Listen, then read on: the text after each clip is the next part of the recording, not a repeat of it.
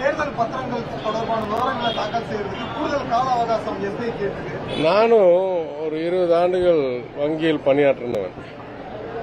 இவ்வளோ கேவலமான ஒரு சப்மிஷன் ஒரு நீதிமன்றத்துக்கு, இவ்வளோ பெரிய ஒரு வங்கி, இதெல்லாம் 2 நிமிடங்களில், அதாவது நீங்க பேசிக் டேட்டா பாலிசி, அதாவது நீங்க ஒரு வங்கி நடத்தணும் என்றால் அடிப்படை நிர்வாக தேவை, ரிசர்வ் பேங்க்ல இருந்து உங்களுக்கு லைசன்ஸ் கிடைக்கணும் என்றால் இருக்க வேண்டிய தொழில்நுட்ப கெப்பாசிட்டி இல்லை என்றால் இதை நீங்க சொல்லலாம் ஒரு 6 மாசம் எடுக்கும், 3 மாசம் எடுக்கும்.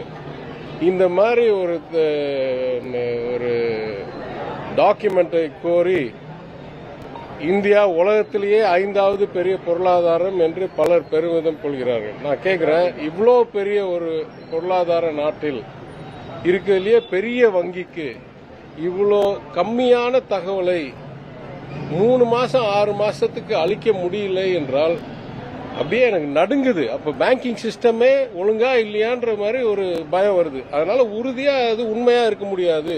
ரொம்ப கேவலமான ஒரு சப்மிஷன் கோர்ட்டுக்கு இதெல்லாம் தூக்கி வீசிட்டு நாளைக்கு காலையில் கொண்டாந்து கொடுன்னு சொன்னா கொடுக்கிற அளவுக்கு அவங்கள்ட்ட கம்ப்யூட்டர் சிஸ்டம் இருக்கணும்.